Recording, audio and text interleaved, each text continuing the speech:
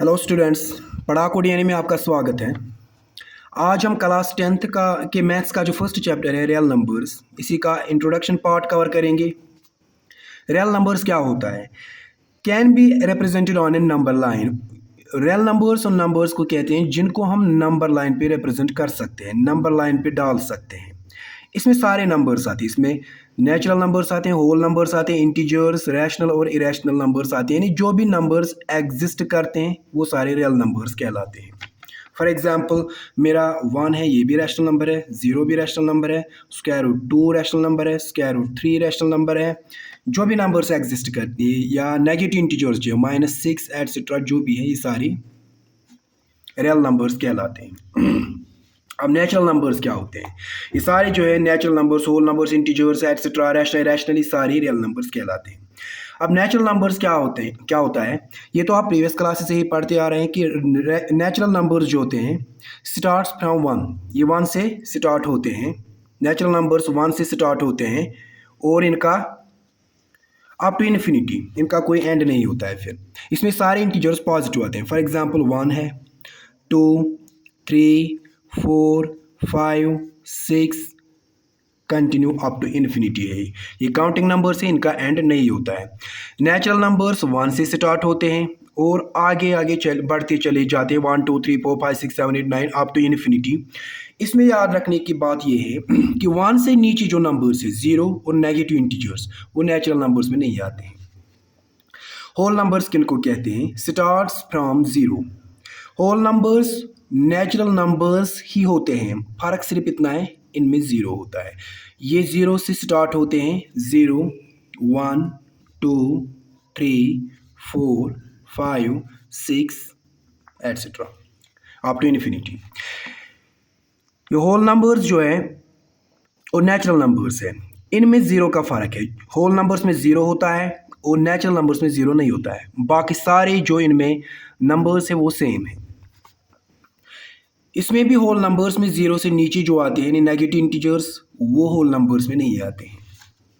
उसके बाद है हमारा इंटीजर्स। इंटीजर्स में दोनों आते हैं, पॉजिटिव नंबर्स होंगे हमारे, नेगेटिव नंबर्स होंगे हमारे, या 0 होगा, सारे इंटीजर्स में आते हैं। 0 ना पॉजिटिव होता है ना नेगेटिव होता है। फॉर एग्जाम्पल अगर हमारा पॉजिटिव है 1 3 4 एटसेट्रा, पॉजिटिव है, ये भी इंटीजर्स है। अगर नेगेटिव में होंगे -12 -5 एटसेट्रा, ये नेगेटिव इंटीजर्स होते हैं, ये भी नेगेटिव नंबर्स भी इंटीजर्स होते हैं। या अगर हमारा 0 होगा, जो ना पॉजिटिव होता है ना नेगेटिव होता है, वो भी इंटीजर्स में आता है। यानी इंटीजर्स में पॉजिटिव नंबर्स, नेगेटिव नंबर्स और 0 इंक्लूड होते हैं।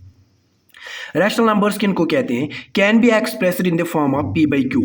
वो नंबर्स जिनको हम p बाई क्यू फॉर्म में एक्सप्रेस कर सकते हैं। p बाई क्यू मतलब ऊपर एक नंबर है, नीचे भी एक नंबर है, ये 2 इंटीजर्स होते हैं। p भी एक इंटीजर होता है, q भी इंटीजर होता है। ये ऊपर वाला न्यूमरेटर, ये नीचे वाला डिनोमिनेटर होता है। यानी फ्रैक्शन फॉर्म में होंगे ये जो भी नंबर्स हम फ्रैक्शन फॉर्म में एक्सप्रेस कर सकते हैं, उनको रैशनल नंबर्स कहते हैं।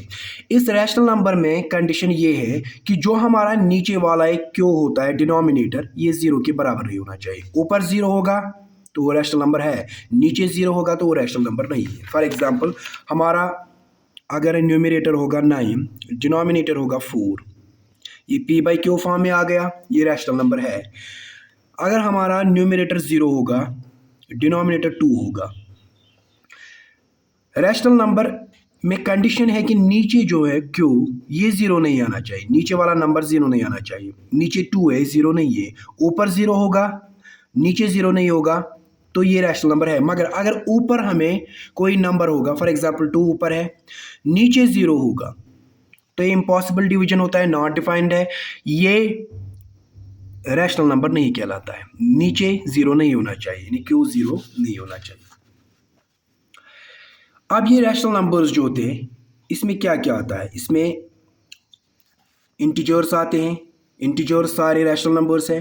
टर्मिनेटिंग डेसिमल्स रैशनल नंबर्स है। नॉन टर्मिनेटिंग डेसिमल्स जो होंगे, जो रिपीट होते होंगे, रिपीटिंग होंगे, वो भी इसी रैशनल नंबर में आते हैं। यहाँ पे देखेंगे हम, फॉर एग्जांपल इंटीजर हमारा 2 है, 4 है, या कोई भी है, पॉजिटिव होंगे या नेगेटिव होगा, कोई -18 होगा या 0 होगा।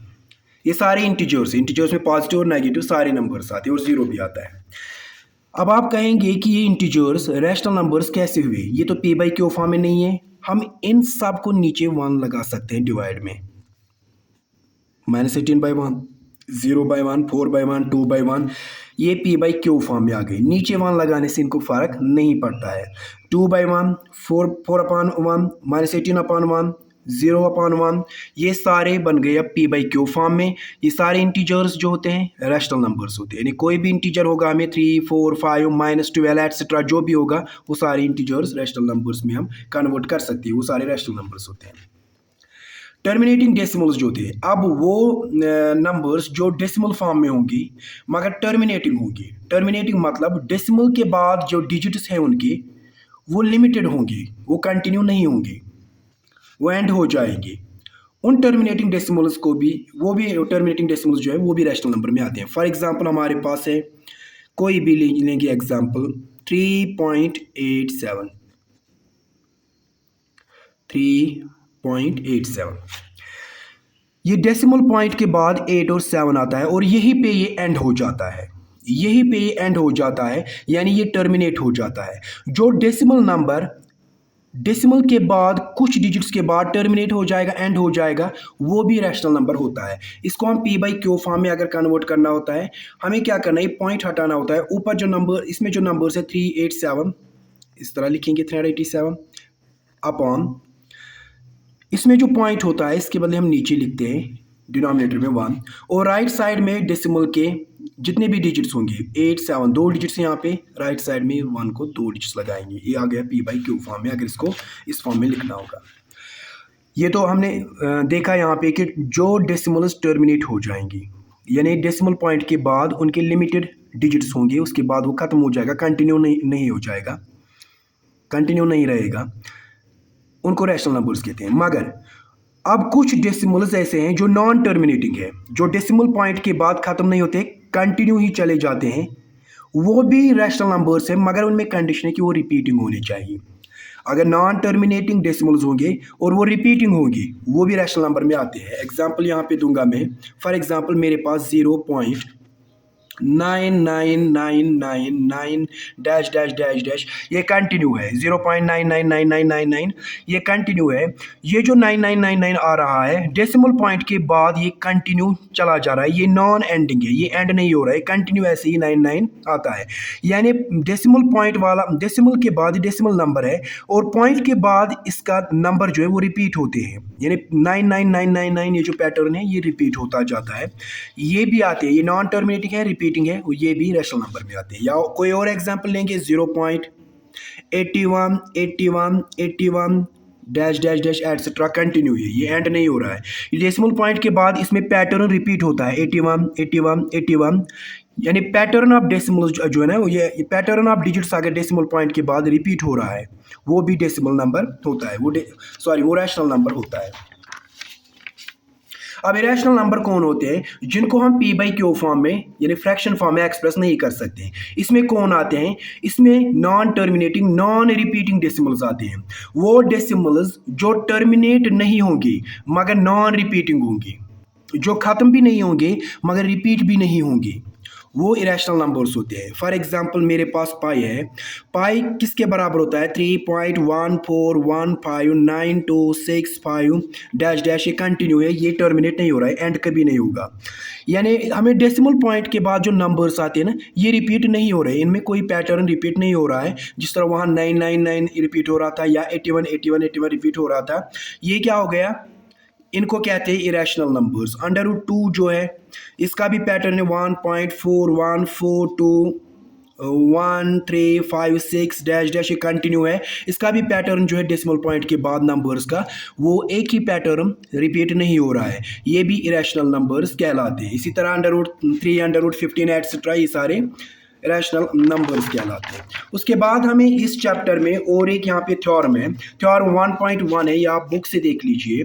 Euclid's division lemma, given positive integers A and B there exist unique integers Q and R satisfying A is equal to B Q plus R where 0 lesser than R equal to R lesser than B.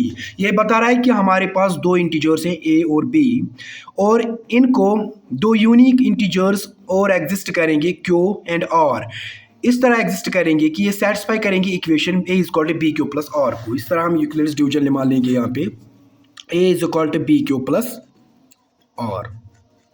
A is equal to B Q plus R जो है ये हमारी division lemma है, ये हमारी Euclid's division lemma है। इसको हम इस तरह इस डिवीजन से समझेंगे। डिवीजन में फॉर एग्जांपल हम 13 को डिवाइड करेंगे 3 से, 3 4 12, माइनस करेंगे 13 माइनस 12 तो ये बन जाएगा 1। इसको जो बॉक्स में होता है जिसको हम डिवाइड करते हैं इसको हम डिविडेंड कहते हैं, और जो बॉक्स के बाहर यहाँ लेफ्ट साइड में होते हैं जिससे डिवाइड करते हैं इसको डिवाइज़र कहते हैं। ये हमारा कोशेंट होता है और ये हमारा नीचे ये वाला रिमाइंडर होता है। ये हम प्रीवियस क्लास से ही 5th 6th से ही पढ़ते आ रहे हैं।